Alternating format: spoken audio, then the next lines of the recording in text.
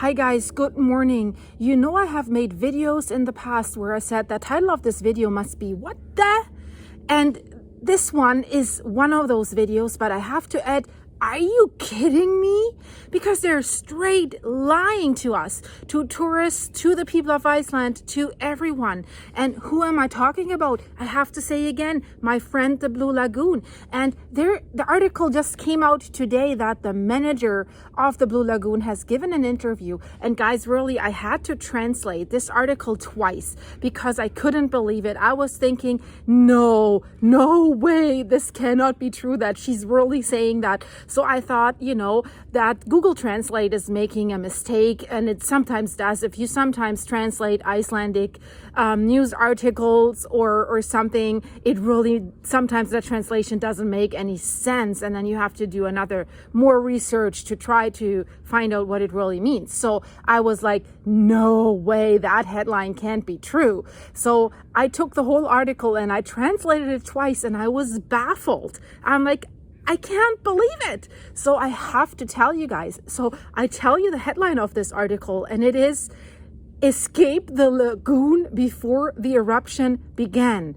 I'm like, oh yeah, maybe they're talking about the future, that they might try to escape the Blue Lagoon before the next eruption begins. And maybe when you know that an eruption is imminent, that you evacuate the Blue Lagoon a few days ahead of time this time. So that not always when an eruption begins, you have to evacuate the hotel guests in the middle of the night. But no, this is not what it means. And I still couldn't believe it, because you might have seen my last video about the Blue Lagoon, and that clears up a lot. And you might have seen the video of the other channel, Walk With Me Tim. He was right there when the Blue Lagoon was evacuated and when the eruption has started, and he documented it on film. So you might think that these executives at the Blue Lagoon might have seen that and might know that we're all discussing this. But it seems no, they're like has to look so super safe on the outside. So I'll tell you what she said. So headline, really, escape the Blue Lagoon before the eruption began. And what they mean with this is that they're claiming that everyone has been evacuated before the eruption began. Although that video from Walk With Me Tim is out there, where at 6 a.m. the sirens start at 6 a.m. and that's when the eruption started. So no warning.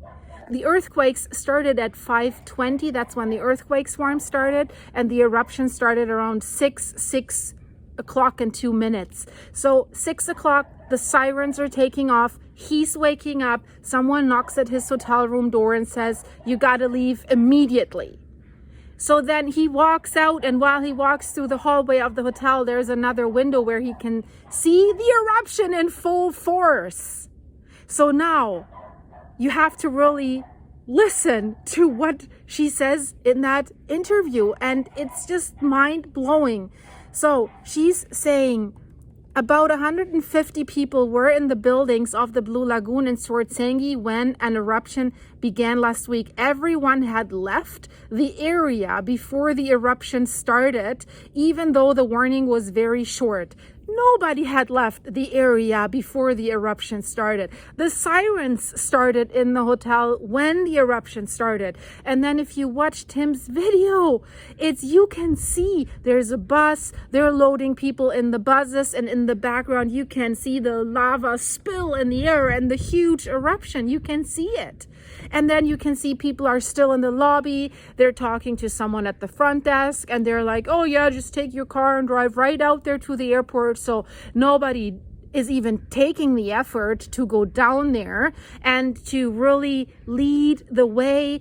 I mean, there's not many roads, but they have to go on Grindavik, and that leads to the north back to Reykjavik, but to the south back to Grindavik. And we know in this eruption, the lava was flowing very, very fast, and it was reaching the road, Grindavik, very quickly and flowing over the road, cutting off the Blue Lagoon. So he's in his car, and then you can see the clock in his car, and it's like 6:23, and he's still just driving out of the Blue Lagoon. So how can you tell me everyone was evacuated before the eruption began? Right? The eruption began and then they started to evacuate. And I just can't believe that they're really so audacious to say that. You know, before, I have always been wondering, I mean, why are they so careless that they open the Blue Lagoon right before another eruption? And with this eruption, we so knew it was coming. The scientists said it's going to be in a few days because the land rise underneath Swartsengi, it had risen quickly and then it came to a halt. So they knew we have about the same amount of magma in that magma chamber. So the eruption is imminent. And this time that was different than before the last two eruptions. This time, the scientists said, we think it's probably going to be in the Hagafell area again, but there is the likelihood that the eruption could take place inside Swartsengi, meaning where the Blue Lagoon is as well, and as well as inside Grindavik again. So this time, for the first time, they were told you could have the eruption right in Swartsengi because that's where the magma chamber is underneath. And still, they did not evacuate. They had to rake in the money until the last friggin' minute. And this makes me ultra angry. And I've also seen a live stream that Tim did a few days after he had released that video. And he talks about when he asked the people, the staff at the lagoon, whether it is safe, they were really avoiding the answer. They basically said, we're operating as normal. They did not say, yes, it's considered 100% safe, because it's not. It's not.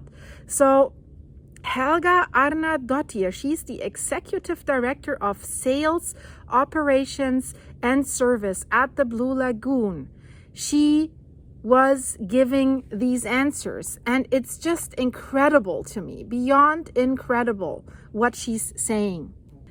So then that article, it's from the Icelandic newspaper mbl.is. It states, it took about 40 minutes to evacuate the company's hotel on the eve of Thursday, and Helga says that this was a so-called soft evacuation where people were given the opportunity to pack and take their belongings with them from the area. If the danger is considered greater, it's possible to evacuate in much less time.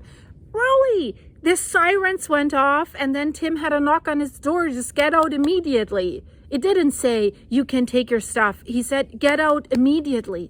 And they're saying, oh, this was a soft evacuation. You know what I call a soft evacuation is, guys, we know that the eruption can happen any minute, any day. That's what the scientists have said. And it could erupt right underneath us while you're sitting in that pool and you'll cook like a roasted chicken. So we are evacuating now during daylight. We won't allow anyone in the hotel. That's a soft evacuation. But they always wait until the middle of the night and the eruption started. So this time it's like you can see it in the video, how the lava spilling out. And when Tim drives out, he can feel the heat in his car from that eruption. Of course, the eruption was not inside Swartsengi, so there was not an imminent danger from that eruption. But had it erupted inside Swartsengi, while all these people were in the hotel, this could have ended deadly. I'm very convinced. That is just my opinion, but I'm very convinced, because if you have seen time lapses of these eruptions, how quickly, it's not that a little tiny thing just gives you a warning. You have like a huge spill that opens immediately, and then these fissures get longer and stretch very quickly. And you've seen it in Grindavik on the last eruption on January 14th. There was the first fissure, And then it caught them completely by surprise when a second fissure opened up right at the edge of Grindavik, and then the lava was flowing and destroying these homes. And this time we had a situation that the lava was flowing extremely fast. So it was flowing towards Swartsengi. It's extremely fast. But I've seen in the comments underneath my last video, people were like, well, yeah, but the eruption was still in a relatively safe area, far enough away from the Blue Lagoon. So that is all fear-mongering. What you're not getting is, I'm not talking about the risk from the lava flow, which was here as well, because it was flowing so fast and then cutting off the evacuation route flowing over Grindavik. What I'm talking about is, had this eruption, as quickly as it came, with absolutely no warning, happened underneath the hotel, underneath the Blue Lagoon, this would have been an absolute disaster and catastrophe. Absolutely. So that is why I'm saying, even if it had just not underneath the hotel, but underneath the main road that gets out of the Blue Lagoon, people would have been in panic. Lava would have flown towards the hotel very, very quickly.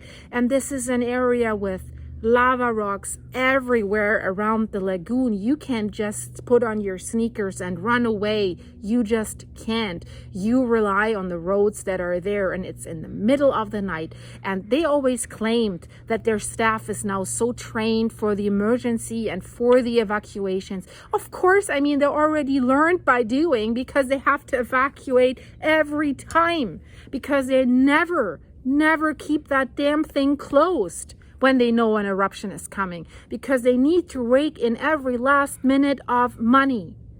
But if you look at how this evacuation took place, like sending Tim off in his own car, and then they should have taken at least one employee that goes at the crossing where people have to go on Grindavik and turn towards Reykjavik. They had, put someone there who puts a roadblock towards Grindavik so that they can't go that direction. Have someone standing there with lights saying this way, this way, this way. No, nothing. I mean, you see it in the video, how the people were standing in the lobby, and just one guy was like, yeah, I'm just, right? And then, like I said, you see the cars in the parking lot, you see the bus, and the hotel was almost or fully booked, because Tim was mentioning that the room that he got, he didn't have a view of the Blue Lagoon, and he said that was basically the last room that he was able to get, so he wasn't able to get a more fancy room or anything. So this tells me it was fully booked. I don't know what the full capacity of that hotel is, but you'd believe with staff and hotel guests that it's probably more than 150 people. And then the article further states many are in their own cars, were on the site, but the company also had buses available on site so that it's easy to quickly and efficiently move people away. Yeah, easy if you do that in time. So also in that interview, Helga points out that the company has been successful in adapting to this changed reality. Thus, the procedures are designed in such a way that the company can close its operations quickly, but also reopen quickly and efficiently. And it's important that it works both ways. Yeah, we have learned that it's so important for you that it works both ways. And right after people were evacuated and the eruption took place, basically the next day, they already announced that they're going to reopen in 2 days. So that will basically be today. So we have to see how that goes. So it's beyond my belief. Are they really that ignorant and dumb, or are they just think that the rest of us is so dumb, that the tourists are so dumb that they will come? And I don't want to call anyone dumb, but one thing that people have reported that I think even on the day of the eruption, there were some tourists, I'm not saying which country they're from, but they were driving around and they were asking people, where's the way to the Blue Lagoon? Can we go there to see the eruption? Can we spend the night there? So I don't know. There seem to be a lot of risk takers and adrenaline junkies. So that's why their system works. They reopen and people flock in. Of course, we as a community, since we're monitoring the events that are going on the Reykjanes Peninsula, like on a daily basis, multiple times per day, we know what's the risk and we know what's going on. But does the rest of the tourists really know? Or do they rely on statements that the Blue Lagoon pushes out on their website or travel agencies? Maybe they don't know. Maybe they're not checking YouTube videos, or maybe they, I don't know. I don't have an explanation for this, but it's really that she says it works both ways. It's just shocking to me. And also, I really don't think that they have been successful in adapting to this changed reality, as she says. I just think that they're just taking all the risks just in order to make money. And they have some funds and big investors that are part owners of these Blue Lagoons. So we know how it is with big funds. They just want to make their money. They're pushing everything through. They just don't care about individual situations. They just need, hey, how much revenue this month? And you got to make more, right? And I think that plays a role in it too. But I'm really, as the British would say, I'm utterly disappointed that they're fooling people that way, because they're playing Russian roulette with people's lives.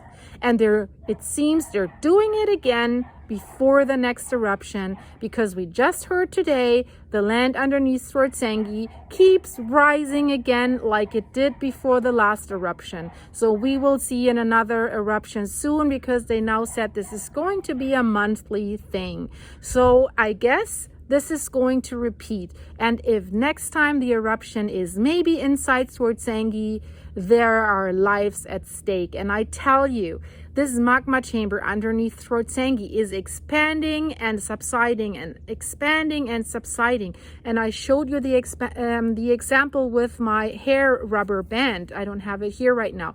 But you can stretch rubber and release, and stretch rubber and release. And you can do this quite a few times, but the elasticity wears out until a point where it can't stretch any further, and then it bursts. And the same with the crust that's on top of this magma chamber. It's moving all the time, right? It's like 10 centimeters up, 10 centimeters down, 10 centimeters up, down. It wears out, it gets brittle, and that's an easy way for magma to find its way to the surface. So right there, it doesn't have to flow in all these tunnels that the magma has formed already since November 10th. Sometimes, maybe one day, it's easier to come out on top. And then what? What if it's erupting in the parking lot of the Blue Lagoon? You won't be able to get out. And what do you think? How hot will the water in the Blue Lagoon be? I mean, so far, the eruptions always took place in the middle of the night. So it seems the volcano doesn't like daylight. But, what if it's happening during daylight when the pool is full with people, and then there's the lava flow? It will be a disaster. And so taking that risk, it makes me angry. And maybe you can tell that I am really angry and I am upset, because Tim's video is out there, and I don't know if there's other guests of the hotel who have filmed this, but Tim's video is enough. It shows everything. And then going to the press and saying that everyone was evacuated before the eruption began is ridiculous. And then even stating, it took about 40 minutes to evacuate everyone, but if there's really high risk, we can do that faster. I highly doubt it. And how much more risk do you need? You see the lava spilling right in front of your window, and you already feel the heat.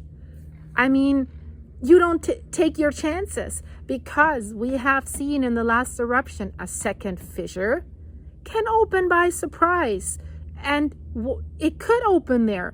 The chances were lower, but it could. And that's why I'm really angry, and I'm mad like crazy. So let me know, guys, what do you think? Am I right with this? Am I exaggerating? Watch Tim's video. It's Walk With Me Tim. That's his channel. Watch watch this video and let's discuss. I know many of you have already watched this. And are we crazy, or are we the only ones that see that risk? But you know, they're straight out lying. If I read this article, unless the reporter has done some bullshit, there's a video with the live interview of like that woman, the manager of the Blue Lagoon. I mean, but you know, you can't, this is hard to translate. So if someone speaks Icelandic and can translate that video, it would be very interesting. I put the link in the description. And you know, because if you read the newspaper article, it's like mind-blowing. It's really straight out lies. Nobody was evacuated when the eruption started. They were all still there, and it's documented. And it's 6:23 when Tim just leaves the parking lot of the Blue Lagoon, and he feels the heat in his car, guys. So that is my first update today. I was planning about other stuff in Grindavik, about the heating systems and the pipes and the people of Grindavik, because they're really upset. I've released a video about this earlier today, but there's more to the story. But when I saw this article coming out, I'm like, woo, I gotta shoot this video out right away. So thank you very much, guys, for watching. If you could leave this video a like, that would be absolutely awesome. And if you haven't yet, please subscribe so that you can learn about all that stuff on a regular base. I'd love to see you on a regular base. So thank you, guys. Stay tuned for the next one. It's coming out very, very shortly, and I'm so grateful for your support. I just reached 30,000 subscribers, guys, and the support you're giving my channel by the supers that you're giving me to support my farm, and to the coffees that you're buying me on buymeacoffee.com on my site there. I'm so grateful for you guys. You have no idea how much that has helped. So I enjoy the journey that we're taking together, this YouTube journey. So a milestone with 30,000 subscribers. So let's reach high. Let's get the 100,000. So yeah, that's why. Leave it a like, share it to whoever you know, and I'll see you very soon. Bye-bye.